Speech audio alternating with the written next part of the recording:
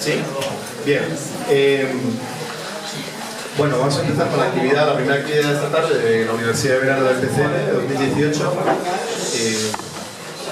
con un tema crucial, ¿no? Un poco importante, sobre todo en esta década de crisis, en lo que es los debates políticos y también ideológicos y teóricos dentro de la izquierda han tenido, digamos, uno de los elementos centrales, ¿no? Que es las estrategias políticas de la izquierda de cara a los medios de comunicación, el papel de los medios de comunicación en toda la actividad política, ¿no? En esta década de crisis y lo que debemos llamar los movimientos sociales políticos en torno al cambio, y también el papel del movimiento popular en la construcción de herramientas propias de cara a la intervención en los medios, ¿no? O de crear sus propios medios en intervención en la sociedad.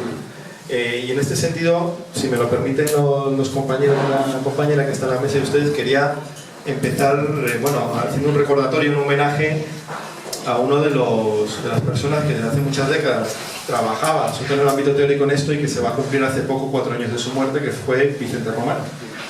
Él fue catedrático de Teoría de la Comunicación en la Universidad Complutense, luego en la Universidad de Sevilla, y desde los años 60 en este país, en la dictadura y en la clandestinidad, fue uno de los grandes pioneros de los debates del papel de los medios de comunicación, de la democratización de los medios públicos al respecto, y bueno, una persona que gracias a él pues vino después una generación que algunos ya conocemos más, probablemente como Pascual Serrano, Paco Sierra, la Universidad de Sevilla, Javier Moreno, que es el actual responsable de la ideológica de comunicación del PC, y bueno, tantos y tantas otras, ¿no? Y se cumplió hace muy poco, porque creo que murió el 15 de junio, hoy es 9, ¿no? Y bueno, quería empezar por ahí porque fue una persona que se formó en Alemania, estuvo en clase con Manuel Sacristán y Ulrike Meinhof, ¿no? Bueno, es una persona de una trayectoria, y gracias a él se conformó la histórica sección de la FIN de Comunicación, que hace 2 años hemos vuelto a reconstruir.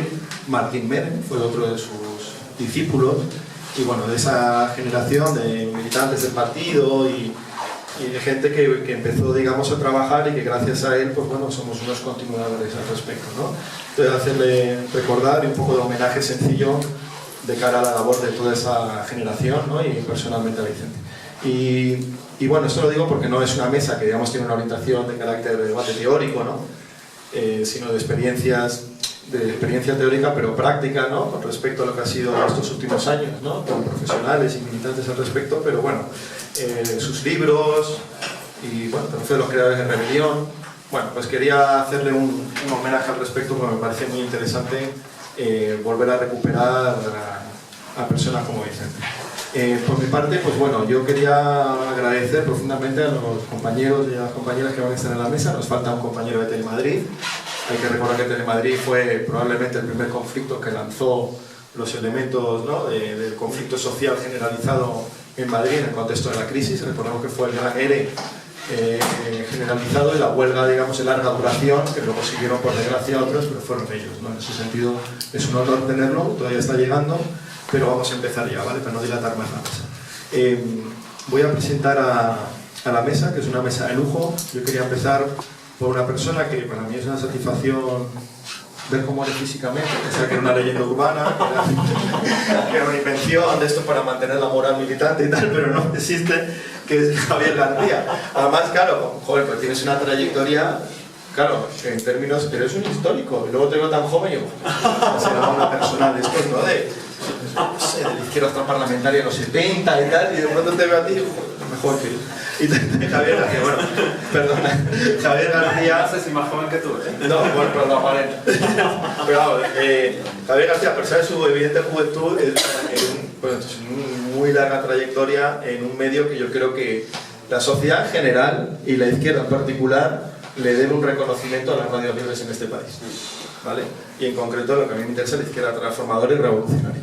Las radios libres, desde los que somos unos frikis de ciertos estilos de música, ¿no? Con aquellos barcos ingleses que en aguas internacionales emitían para romper, ¿no? Romper el monopolio de la BBC y de otros medios, pero sobre todo ahora que estamos con el mayo 68, pues bueno, en Francia, en Italia, ¿no? La tradición de las radios libres en torno a lo que fue la autonomía obrera, ¿no? Y todos los movimientos revolucionarios en aquel contexto fue fundamental, no solo comunicar, sino organizar, ¿no? Organizar un tejido en un contexto dificilísimo. Y luego, en el marco de la dictadura en nuestro país, pues fue un medio clave en torno a las batallas políticas y culturales en general que hicieron nuestro país.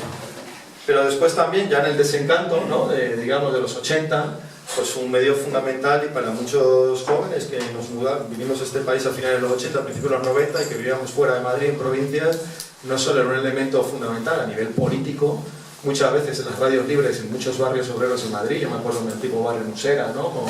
con Elo, o bueno, Radio Vallecas, que sigue en pie, lo que era Diamante, ¿no? En San Blas, Cadena, Bater, me acuerdo, todo lo que aprendimos de música también tenía los casitas, efectivamente, una labor muy importante a nivel político, ideológico, pero también de ofrecer ocio y articulación y oportunidad a mucha gente joven como nosotros que vivíamos en barrios obreros y no había de nada, y lo que había pues era droga o desarticulación, y bueno, las radios jugaron un papel muy importante. Yo creo que no es tan reconocido aquí.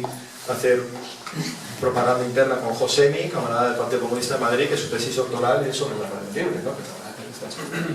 Macro entrevistado y explotado, ¿no? Bueno, pues estas cosas no surgen de manera espontánea como champiñones, sino por el esfuerzo de mucha gente, ¿no? Y entre ellos Javier García. En ese sentido, pues para mí es un honor conocerte, tenerte aquí, una persona involucrada en la red de medios comunitarios, pero con una larga trayectoria, ¿no? Bueno, nota histórica, ¿no? Radio Retirada, ¿no? Y bueno, si alguien que sabe de esto, eres tú, ¿no?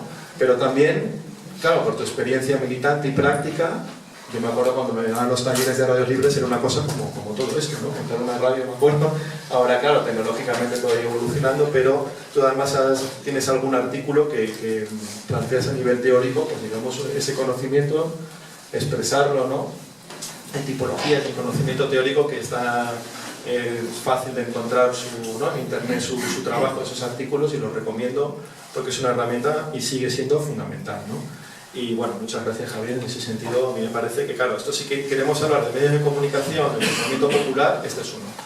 Porque es barrios obreros, periferias, zonas del interior que se articulan en torno a un medio de comunicación de capas populares y trabajadoras por el terrorismo, en política en su territorio. Y eso sí que es uno de los claros ejemplos.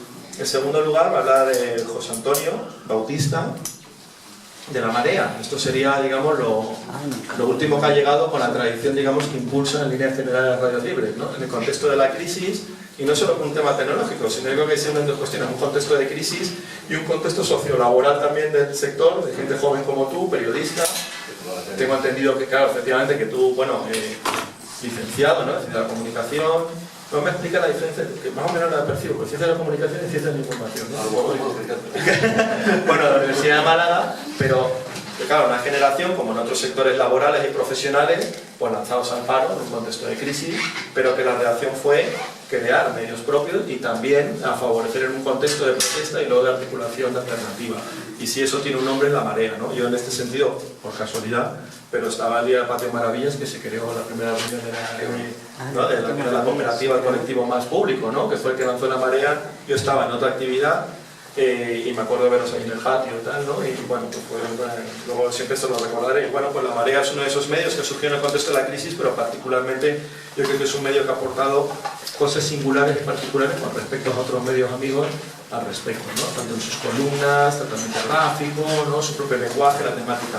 Y uno de esos periodistas es José Antonio, que además bueno, tú escribes de economía, pero tienes algunos artículos internacionales muy interesantes. El último que leí tuyo, que lo recomiendo, es Dos soldados marroquíes que los empapelan, los pulen por ayudar a compañeros de Frente Polisario, ¿no? Es una serie de historias y de miradas de conflictos conocidos, pero sobre elementos particulares que nadie repara en ellos, ¿no? Y eso es el valor de medios, y muchas gracias por estar aquí.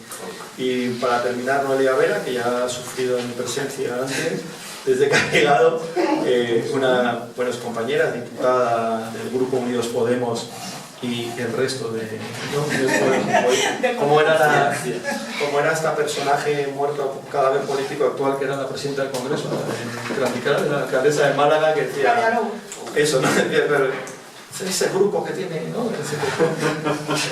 Bueno, esa prepotencia se paga y evidentemente en el olvido será su recompensa, ¿no? Bueno, portavoz de nuestro grupo, ¿no? En la comisión mixta de nada más y nada menos que Radio Televisión Española, que ahora yo creo que entrará en un debate muy interesante y que, bueno, pues agradecerte estar aquí porque aparte de lo último, pues va a ser uno de los debates políticos importantes, porque claro, la derecha cuando llega ataca el tema de los medios públicos, no es por casualidad, lo sufrimos en Madrid y luego ya cuando entró a nivel estatal.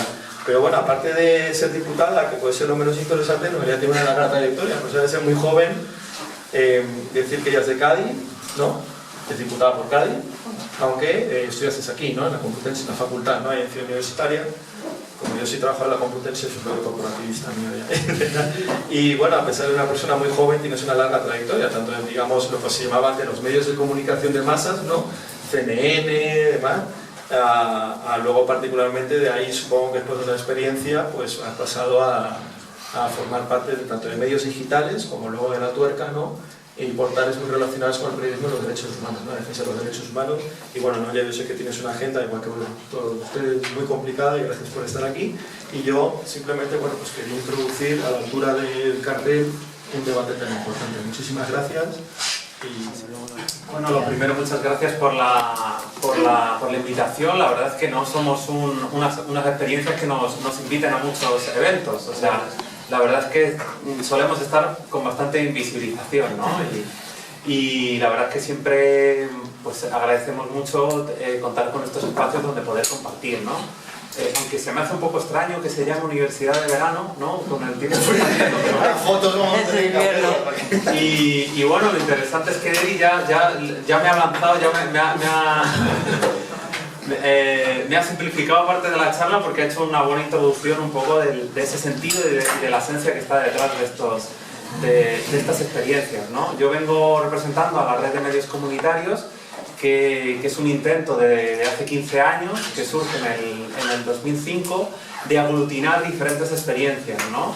Con un intento de aglutinar radios, televisiones, experiencias también de prensa, aunque lo cierto es que al final, como los propulsores fuimos la gente de las radios libres y comunitarias, al final ha sido un espacio muy habitado y que ha trabajado mucho la problemática de estas emisoras. Edi ha hecho un buen apunte de esta realidad. O sea, en ciudades como Madrid o Barcelona surgimos muy fuerte en barrios. Uno se ve el mapa incluso de las que nos mantenemos, porque hablamos de experiencia, bueno, en la que estoy yo, que es Radio Almenara, que es de las más jóvenes, tenemos casi, no sé, somos del 91, 92, o sea, más de 25 años, y somos de los jovencitos, ¿no? Somos de la segunda, tercera generación. Y bueno, si uno mira, el mapa, por ejemplo, el mapa de la Unión de Radios Libres y Comunitarias de Madrid, que es uno de los referentes organizativos, como que llama mucho la atención los barrios, ¿no? Donde han surgido estas radios, que han sido, pues en general, barrios que en su momento, cuando surgieron, habían sido muy castigados por la heroína, ¿no? O sea, hablamos de Hortaleza, hablamos del barrio La Ventilla, hablamos de Vallecas, y bueno, lo interesante es que seguimos ahí, ¿no? En los años 80 fueron años muy buenos en los que estas experiencias, digamos, ese referente fueron las radios libres.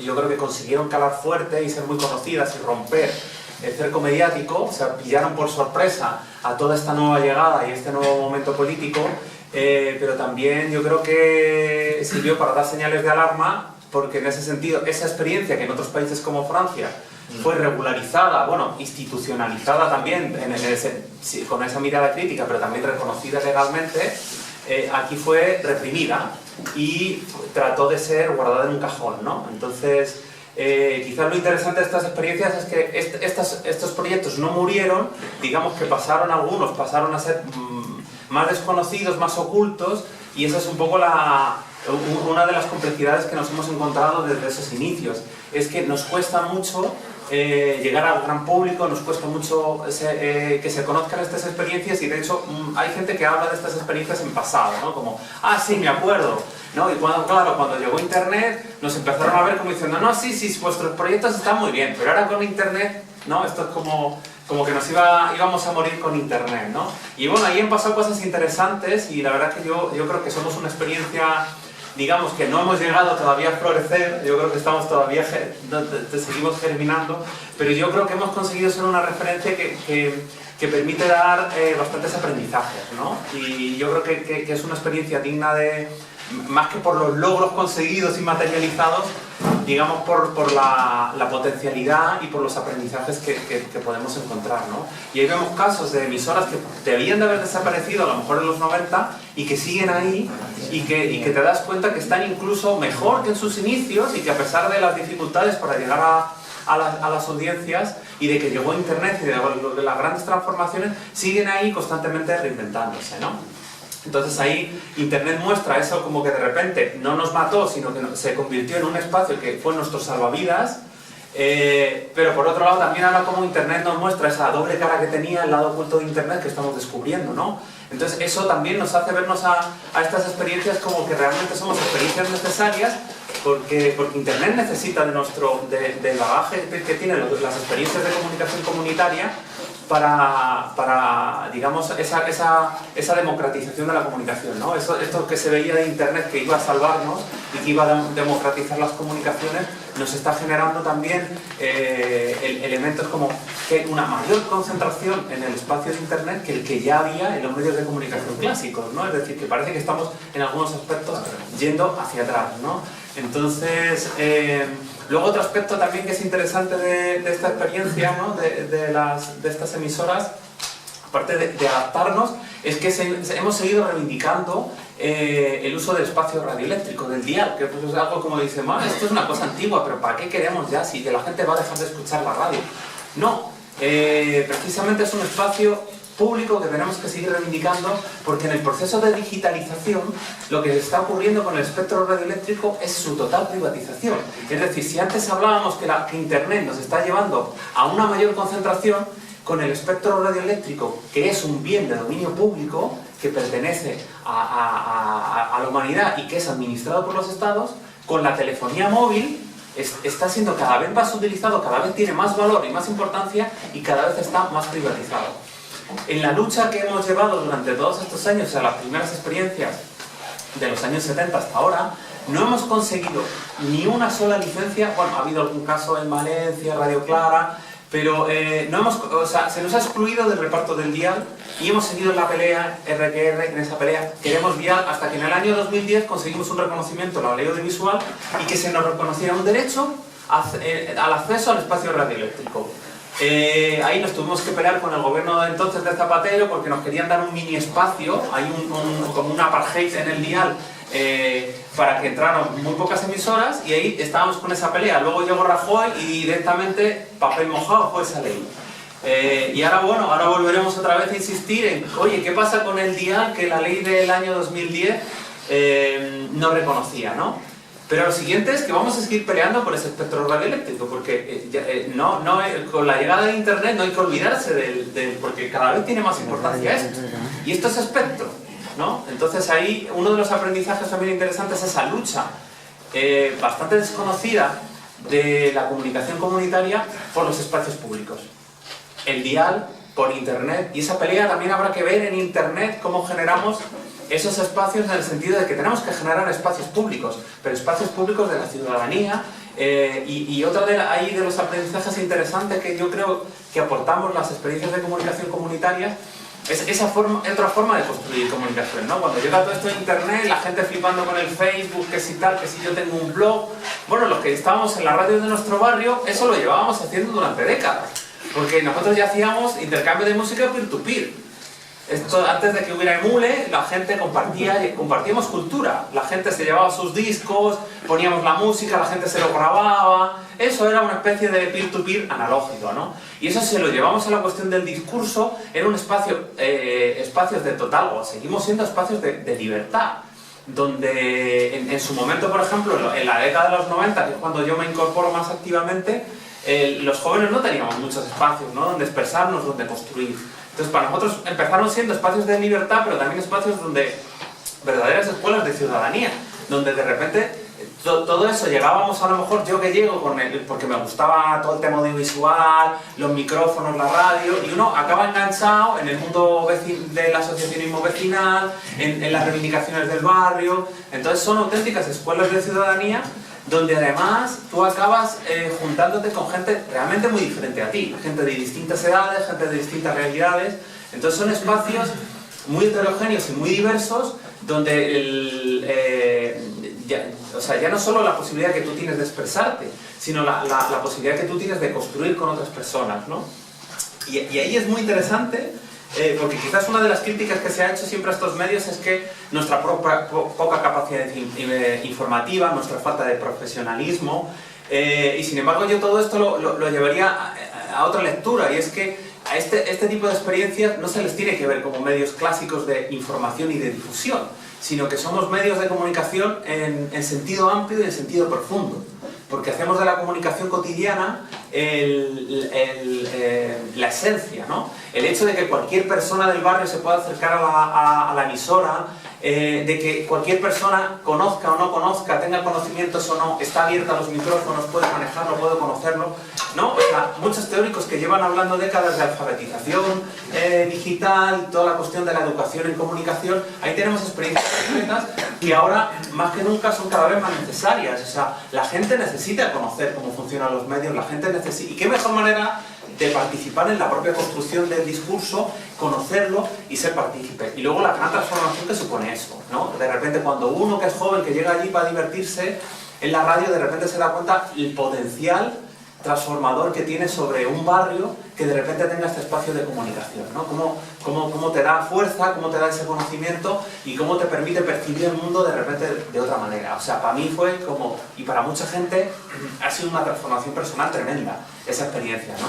Y luego nuestra lucha ha sido como querer mantenerla para que siga abierta estas emisoras en los barrios para seguir haciendo ese trabajo, ¿no? Entonces hemos hecho ese trabajo de resistencia en décadas muy duras, consiguiendo que bueno, que a lo mejor la radio no fuera muy conocida, que no las escuchara mucha gente, pero siempre preocupándonos de que el mayor número de personas pasaran por estas radios, ¿no? Esa ha sido, por ejemplo, una de las cuestiones por ejemplo, la radio Almenara en la que estoy yo, muy pequeña, con muchas dificultades, pues ha habido épocas, hay semanas que pasan 100 personas por los micrófonos de la radio, ¿no? O sea que digamos que en vez de medirnos en cuestión de qué número de oyentes tenemos, como que a mí me parece más interesante evaluar cuántas personas pasan por esos micrófonos, ¿no?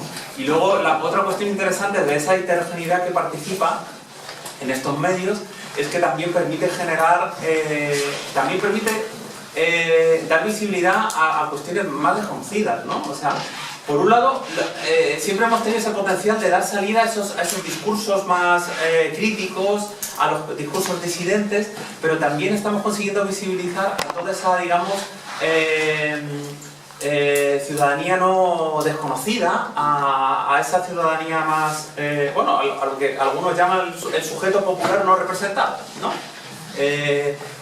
Cualquier persona que de repente no tiene un discurso político, no tiene una orgánica, no participa de espacios organizados y que de repente se encuentra que estos medios es un espacio donde puede llegar, donde puede expresarse, no se le va a juzgar y va a poder compartir y aprender. Y a mí me parece que en ese aspecto somos espacios tremendamente transformadores, porque conseguimos conectar y llegar con toda la diversidad de personas, ¿no? Sujetos no politizados que de repente nos politizamos en este proceso de aprendizaje, ¿no? Entonces ahí tenemos esa múltiple función que cumplimos. O sea, somos un espacio de resistencia, ¿no? contra el poder, somos un espacio de construcción colectiva, somos un espacio de aprendizaje. Y bueno, ahí claro, luego quizás otros nos ven esas deficiencias que tenemos como medio informativo, pero como decía antes, creo que nuestra función, o desde donde no se nos tiene que medir, es en esa cuestión de que no somos el medio clásico. Hay organizaciones que a lo mejor no nos apoyan demasiado porque nos ven como algo de poca incidencia, ¿no?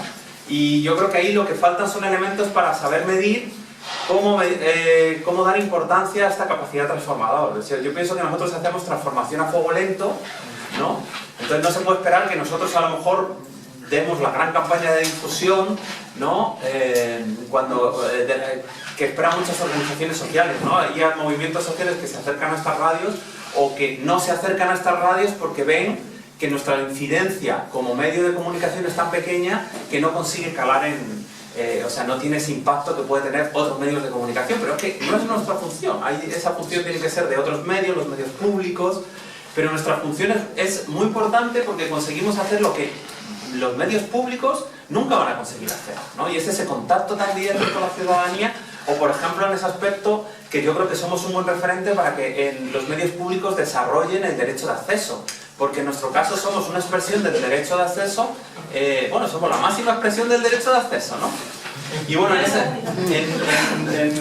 ese sentido, bueno, ahí simplemente pues, pedir apoyo, ¿no? Que no se olviden de los medios comunitarios, que no se queden en, bueno, sí, una emisora de barrio, esa pequeña emisora que la pongo y siempre repite la misma música, o que de repente tienen pocos programas informativos, ¿no? Somos medios imperfectos.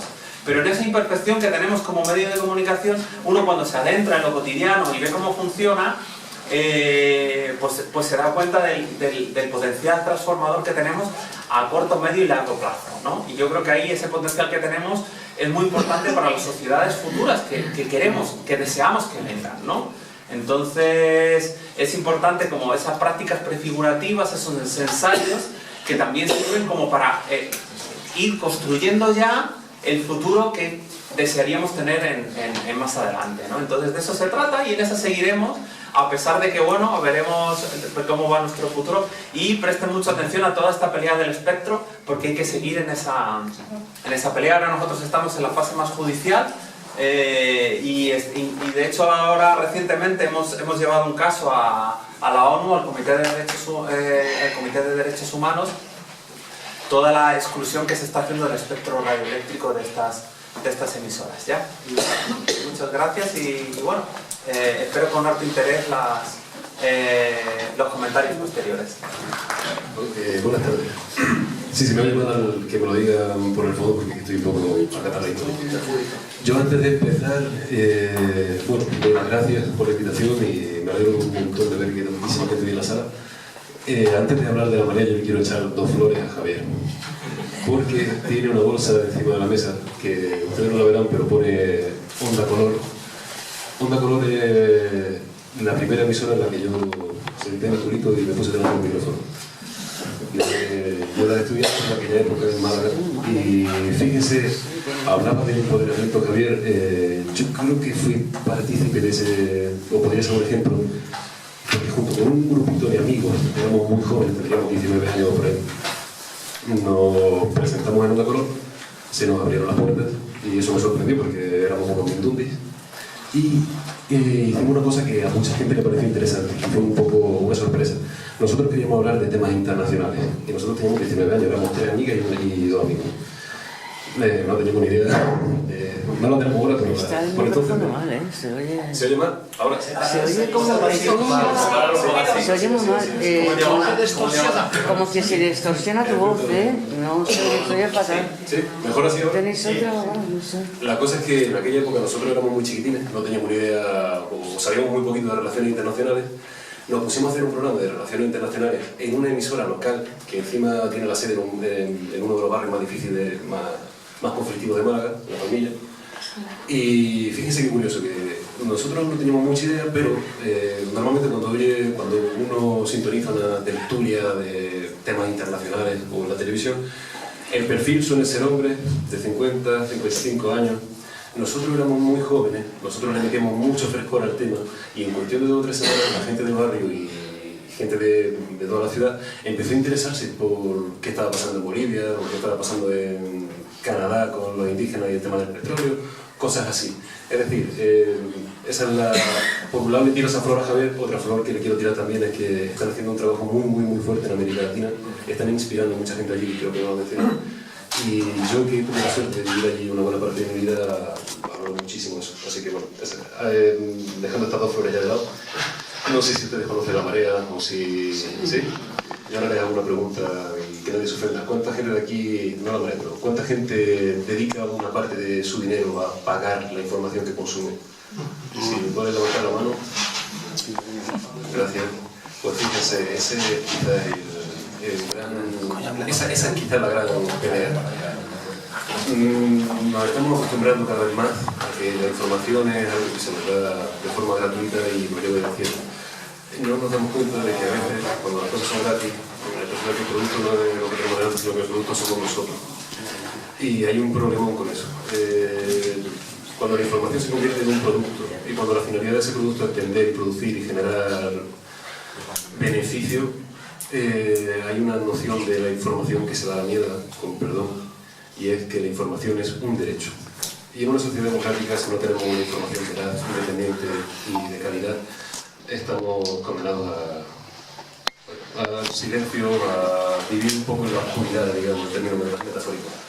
Es curioso que en un ambiente que yo entiendo que tenemos un nivel de conciencia quizás superior al de la media, incluso entre nosotros es difícil encontrar gente que paga, que se gasta 10, 15, 4 euros al mes en financiar un medio. Yo digo que no saben qué se sabría, pero yo sí les animo a que se lo planteen y verán que hay un cambio muy fuerte si ustedes el día de mañana deciden suscribirse a La Marea o al Salto, o si deciden empezar a contribuir económicamente con radios locales o con carne cruda, con quien sea. Van a notar que hay un cambio en lo que ustedes están leyendo. Se van a dar cuenta de que no se les cuela tanta publicidad, no solo ya porque ya no es un problema que tengamos una saturación de publicidad en cualquier revista o en cualquier medio, sino que muchas veces estamos contribuyendo a financiar marcas que causan problemas muy graves al medio ambiente en América Latina, o que denigran a la mujer, o que fomentan la explotación infantil en países de Asia. En fin, dicho esto, realmente el mensaje, no sé si ustedes conocen La Marea o una introducción pequeñita. Sí, La Marea nace, si no me equivoco, en 2011 más o menos.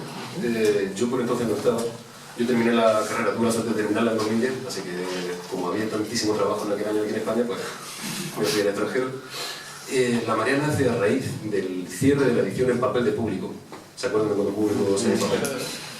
En aquel cierre mucha gente se fue a la calle y además el señor Roures, que sigue siendo propietario de ese medio, no abonó todos los finiquitos, etc. Hubo un gran problema con eso.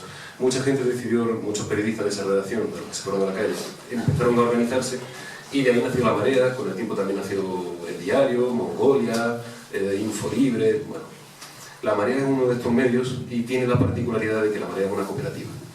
En La Marea no hay, digamos, una jerarquía. Tenemos una directora que es la que ejerce más bien un papel de coordinación, pero lo interesante está en que el medio pertenece, por un lado, a los lectores, que son socios y contribuyen mensualmente con una cuota, pero principalmente a los cooperativistas. La Marea es una revista que edita una cooperativa que se llama Más Público.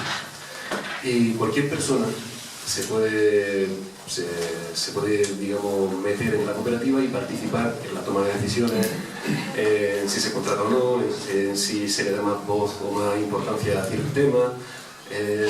No sé, yo si hay alguien aquí a quien le apetezca ser copropietario de un medio de comunicación, sí le animo a que se plantee, pues bueno, ser cooperativista. Creo que estando en un entorno como este, y hablamos de comunismo, la palabra propiedad es clave, y creo que sería muy importante que empezáramos a concebir los medios de comunicación como una herramienta de poder que actualmente está mayoritariamente en manos de personas que no se preocupan mucho por el interés común, más bien se preocupan por el suyo propio, pero eso puede cambiar. Y quizá eso ya está cambiando, de hecho. Y si nos paramos a pensar y vemos el paisaje desde la distancia, que se ve mejor, podemos darnos cuenta de que hay temas que en los últimos años han ganado mucha fuerza, y yo estoy convencido de que tiene mucho que ver con esta aparición de nuevos medios. La lucha feminista, incluso el tema de la lucha contra el cambio climático. Se habla mucho más ahora que antes de la memoria histórica, que fíjese que es un tema bastante viejo. Bueno, el movimiento social de refugiados también. Y dicho esto, otra cosa que quiero poner aquí sobre la mesa, sin enrollarme mucho y animándole a ustedes a que hablen cuando quieran y me interrumpan, es que los medios que no obedecen la lógica capitalista, que no tienen esa noción de la información como un producto cuya finalidad es vender y conseguir audiencia, tienen también la posibilidad de crear su propia agenda. Si ustedes como consumidores de información se fijan, cuando uno abre un periódico o cuando uno va al kiosco, vaya mañana mismo, se dará cuenta de que casi todos llevan la misma noticia en portada. O si uno ve el telediario, ya estoy viéndolo en Televisión Española o en La Sexta, va a cambiar el tiempo que le da una noticia a otra, el orden quizás, pero las noticias son las mismas. ¿Quién determina esa agenda? Lo determina el carácter, digamos, material, el hecho de que la información sea producto. La televisión, ¿por qué los telediarios le dedican 10 minutos a hablar ni siquiera de deporte, de fútbol? Porque el fútbol vende. Sin embargo, ¿hasta qué punto es importante hablar de fútbol tanto tiempo y no de cómo están los hospitales en este país? O de cuál es la situación de las personas o de los jubilados, o cuántos desahucios se producen, que ya no se habla de los desahucios, pero sigue habiendo 15.000 en los 3 primeros meses de este año. Creo que en base a esto, uno se dará cuenta de que estos nuevos medios, entre ellos La Marea, tienen la posibilidad de crear su propia agenda. Nosotros podemos permitirnos abrir la página web. Tenemos una revista mensual, que es la que se lleva, digamos, el protagonismo de nuestro trabajo, pero también llevamos una página web con contenido que renovamos, intentamos renovar a diario. Y ahí nosotros determinamos que, oye, el tema más importante del día, el que ya te están comentando todos los medios de comunicación, para nosotros no es el más importante. Para nosotros es más importante quizás el dato de los desahucios. O quizás es más importante hablar de lo que están haciendo las compañías del IBEX 35, que por ser las que más dinero destinan a publicidad, son también las que gozan de mejor trato en los medios de comunicación. Yo dentro de La Marea me encargo un poco de temas económicos, aunque también toco mucho internacional. Y en temas de economía, yo coordino en particular una cosa que se llama Yo Ibextigo, que es un juego de palabras, yo investigo IBEX. Lo que estamos haciendo ahí es informar sobre cositas del IBEX, de compañías como Endesa o Telefónica o Ferrovial o ACS, que cometen verdaderos atropellos, que tienen mucho valor informativo porque afectan de forma directa a la vida de cada uno de nosotros y que sin embargo no existen en otro medio de comunicación por una razón muy sencilla. Gas Natural Fenosa en 2016 se gastó más de 300 millones de euros en publicidad. ¿Quién hace frente a eso? Los ingresos anuales de La Marea no llegan a 300.000 euros, no llegan a 250.000, o sea, tenemos menos del 1% de ingresos de lo que una de estas empresas se gasta en publicidad. ¿Quién le va a hacer frente a una de estas empresas? ¿Quién te va a contar que Gas Natural Fenosa le cortó? Fue Gas Natural Fenosa la compañía que le cortó la luz a una señora llamada Rosa, de un pueblo de Cataluña, y esa mujer, que era viuda y vivía sola, a los 2 meses murió quemada. ¿Por qué? Porque tenía que nombrarse converso. Y en un momento determinado la luna se cayó y ella rió. Todos nos enteramos de que esta mujer murió, pero ninguno, casi nadie se enteró de que la compañía que le había cortado la luz era Gas Natural Fenosa. Tiene nombre y apellido y hay que decirlo. Y la posibilidad, que podamos o no decirlo, depende de que haya apoyo por parte de lectores y lectoras para que no tengamos que depender de este tipo de compañías. Les cuento una anécdota y me da un poco de miedo delante de la cámara.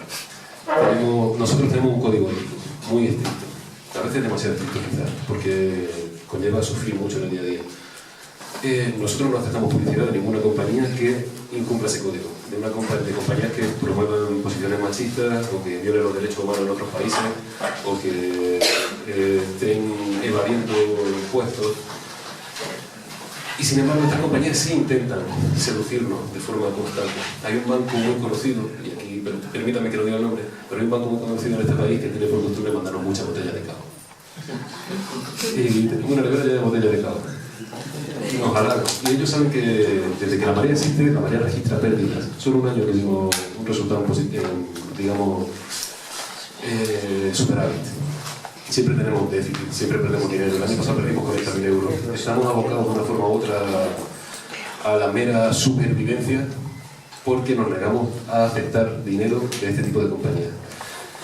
Mi directora, Magda Bandera, ella siempre lo dice: la ética se tiene o no se tiene. Nosotros podemos permitirnos tenerlo no sé por cuánto tiempo más. Yo sí que tengo conciencia de la importancia que tiene implicarse en los medios de comunicación, porque la información es un derecho. Y el derecho ni se vende ni se compra, el derecho es algo que tenemos que defender nosotros. Creo que me estoy enrollando ya mucho y así que voy a pasar la palabra a la compañera Noelia, y si quieren hacer cualquier comentario, a mí me interesaría mucho saber qué opinan ustedes, porque al fin y al cabo nosotros tenemos una situación muy precaria, digamos, en cuanto a que tenemos muy pocas manos y llega mucha información. Y a mí se me quedan a los pies cuando tengo que pasar de muchos temas que no puedo explicarme en investigarlo, etc. Y bueno, yo en el fondo, como mis compañeros, estamos tan metidos en esa rutina mortal y veloz que al final no sabemos ni siquiera cómo se percibe lo que nosotros hacemos desde ese lado de la trinchera, entre comillas. Así que si ustedes quieren hacer luego comentarios, yo se lo agradezco mucho. Y con esto, pues, muchas gracias. Bueno, muchas gracias por la invitación. Creo que me voy a poner a echar flores para los dos, porque claro, porque yo que ahora estoy, que soy periodista, que he pasado por medios comunitarios, que he pasado por también intentar crear medios de comunicación que tuviesen otro tipo de ética y de forma de ser. Muchas veces me pregunto de qué nariz hago yo metida en el Parlamento, en el Congreso, y digo, madre mía, y cuando escucho digo, pues precisamente por esto, porque porque también las cosas hay que cambiarlo desde ahí, ¿no? Y yo creo que vosotros dos habéis apuntado temas clarísimos, como por ejemplo el del espectro radioeléctrico, que bueno, que ya te voy a pillar yo el teléfono para que charlemos tú y yo más adelante. Y yo creo que, habiendo escuchado ya la experiencia de los compañeros, lo que yo puedo aportar un poco más es lo que estamos viviendo desde el punto de vista de la creación de políticas mediáticas desde lo institucional. Creo que habéis hecho un diagnóstico clarísimo de cómo está la situación en los medios comunitarios, de cómo está la situación en el periodismo en general. Yo siempre recuerdo que, por ejemplo, la compañera Olga Rodríguez, cuando empieza su charla, siempre pregunta a todo el mundo que es bueno recordar y preguntarse que por qué te hiciste periodista o por qué decidiste meterte en el mundo de la comunicación. Y ahí te das cuenta que cuando te contestas a ti misma, te das cuenta, llega un momento en el que te das cuenta de que estás absolutamente colocada en el sitio opuesto a por el que empezaste a estudiar periodismo o quisiste dedicarte al mundo de la comunicación, ¿no? Esa es la sensación que yo tuve trabajando para los medios generalistas, para el periodismo industrial, que le llamo yo, al tuyo lo llamaría artesanal, al tuyo también. Cuando te ves metida en todo ese jaleo, cuando ves que día tras día te cambian titulares, cuando ves que día tras día ves cómo los jefes amenazan a compañeros, y cuando se hace también dentro de los medios públicos, dices, pues a lo mejor este no es mi sitio y mi sitio tiene que ser cambiándolo desde otro lado. Eso es lo que estamos intentando hacer ahora. Yo estoy coordinando todo lo que tiene que ver con el Pacto de Radio y Televisión Española y con los medios públicos. La situación que estamos viviendo en Televisión Española no hace falta que prácticamente os la cuente, porque gracias al cielo por fin es un tema que está en la agenda política y mediática, que ha costado mucho, era un tema que no interesaba absolutamente a nadie, todo el mundo lo pasaba por alto y por fin, después de mucho sacrificio y de mucha coordinación con los trabajadores dentro, se ha conseguido poner en agenda, y eso ha sido un paso creo que importante.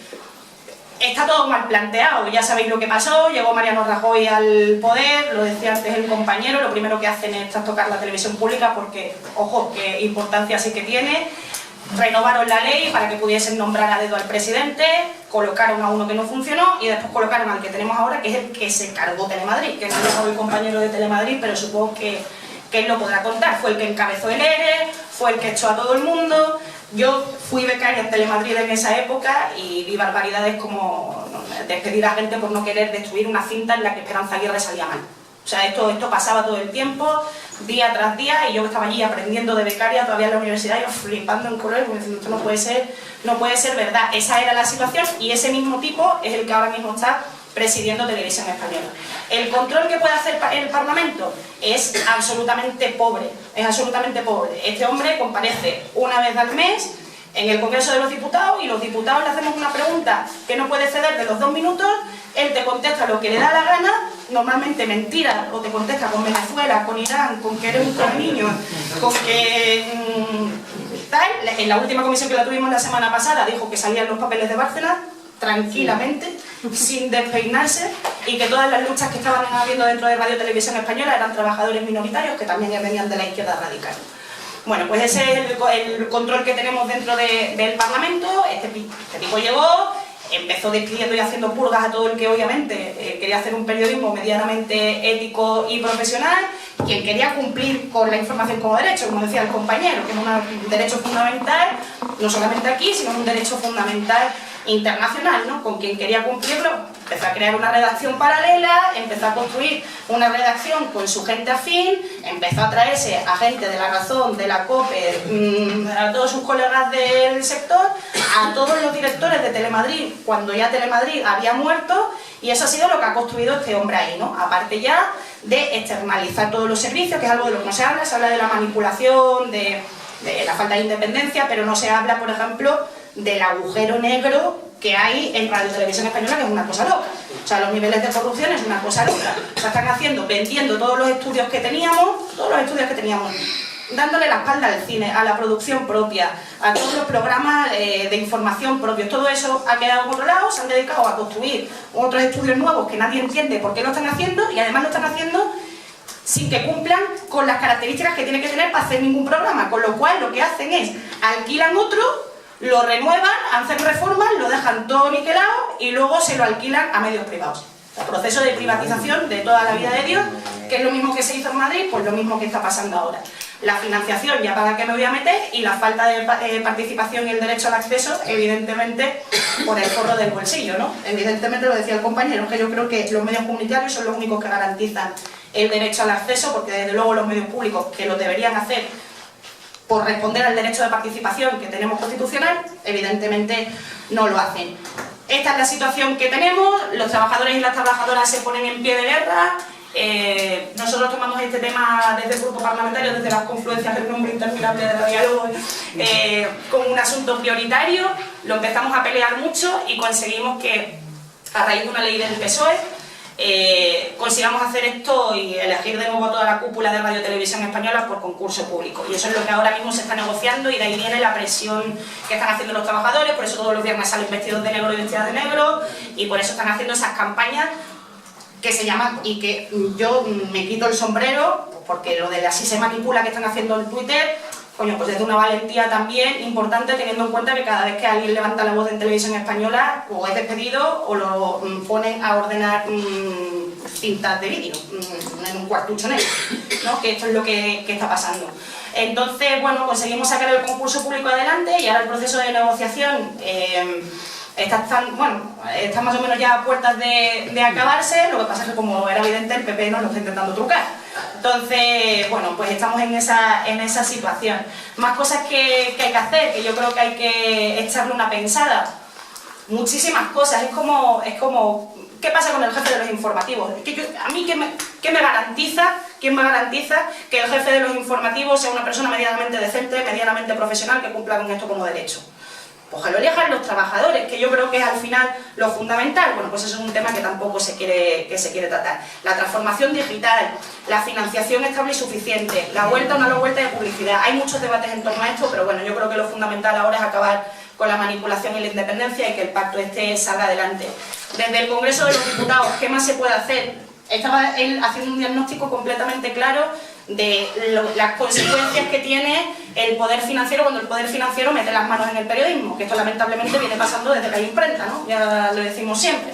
Pues desde que eso pasa, evidentemente, no nos podemos alegrar porque Soledad, es que esto me da mucha rabia, no nos podemos alegrar, por ejemplo, porque Soledad Gallego ahora vaya a dirigir el país, que sí, que es una profesional y que al lado de lo que teníamos, maravilla pura, pero es que Telefónica sigue ahí arriba, los dueños siguen siendo los que son, ¿no? Eso, el poder financiero va a seguir estando ahí, y lamentablemente los dueños son otros, y esos son los que no te permiten sacar una información hablando mal de una mala compañía, o que está haciendo algo malo, como ellos sí se pueden permitir hacer, porque sí tienen publicidad. La publicidad institucional, el gobierno tiene absolutamente comprado los medios de comunicación privados de este país. La publicidad institucional es un cáncer para el mundo de la información muy grande. 17 millones, no me acuerdo cuánto era el último presupuesto de Montoro con esto, pero bueno, una barbaridad, ¿no?, de inversión en publicidad institucional. Otro mal que a mí me parece fundamental es el del espacio radioeléctrico.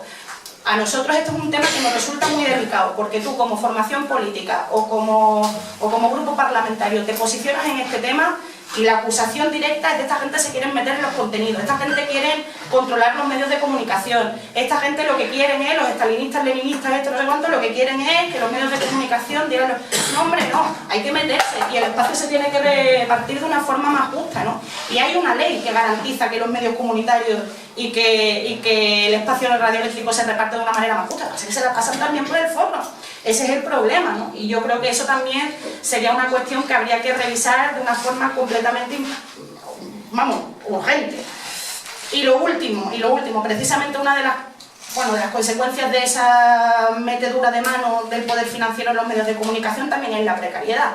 El hecho de que ahora mismo no tengamos medios de comunicación que contrasten información es porque también, entre otras cosas, tienen a los periodistas y los medios convencionales de los que yo vengo, tienen haciendo 3, 4 noticias al día, absolutamente sin contrastar, basado en un periodismo de declaraciones y equidistante, porque evidentemente tampoco es que tengas tiempo ni siquiera para currarte una entrevista, a cuanto más saque mejor, y quéjate por 900 euros porque te vas a la calle como tú vienen 400 más, ¿no? Entonces, evidentemente, esto también hay que garantizarlo. Que hay que garantizar también los derechos laborales de los corresponsales. Esto para mí es fundamental y es un tema del que no se habla. ¿Qué pasa con los freelance, con los autónomos, con toda la gente que están en zonas de conflicto haciendo informaciones contra viento y marea? Porque evidentemente los medios generalistas ya no ponen un duro para cubrir información internacional porque no les compensa económicamente a los gerentes que son especialistas en grandes empresas y en IBEX, no hay información.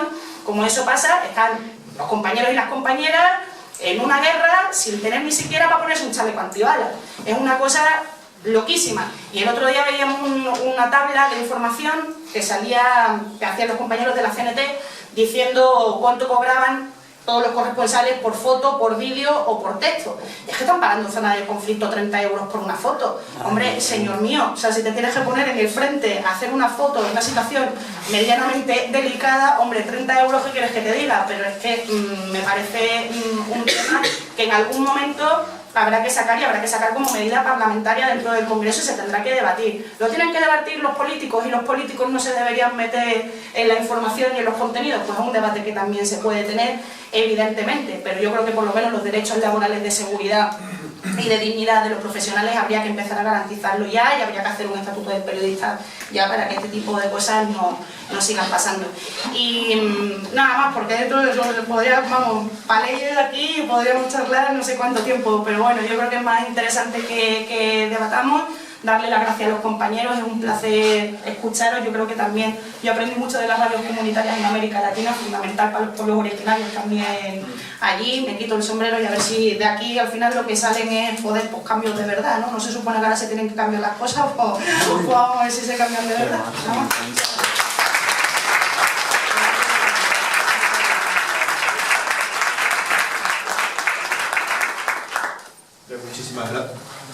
Muchísimas gracias de verdad por me ha ajustado el tiempo, habéis intervenido en el pleno, que soy moderador habitual, pues es así, da gusto.